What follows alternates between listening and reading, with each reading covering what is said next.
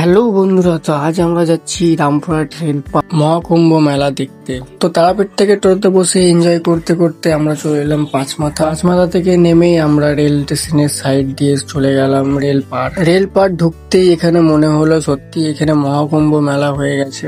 এত বড় লাইন দেখে আমারও মাথা ঘুরে গেল, সত্যি কি এটা মহাকুম্ভ মেলা। তো লোকাল ট্রেনের মতো লাইনে দাঁড়িয়ে আস্তে আস্তে পৌঁছে গেলাম প্যান্ডেলের ভিতরে। তো প্রথমেই প্যান্ডেলের ভিতরে দেখতে পাবে মহাকুম্ভ স্নান যাত্রা। কিছু কিছু মানুষ যারা মহাকুম্ভে গিয়ে অনেকটাই ভাইরাল হয়ে গেছে তাদের এখানে দেখানো হয়েছে। সব থেকে ভাইরাল যেটা ছিল তোমরা সবাই চেনো, মোনালিসা। এখানে আরো অনেক কিছুই দেখানো হয়েছে, কিন্তু সেগুলোকে বাদ দিয়ে আগে মাকে দর্শন করলাম। আরো অনেককেই দেখানো হয়েছে, কিন্তু সবগুলো দেখাতে গিয়ে অনেক বড় ভিডিও হয়ে যাবে, তাই আমি একটু ছোট ছোট করে দেখিয়ে দিলাম। তো মহাকুম্ভের পাশেই বসে গেছে বড় একটা মেলা।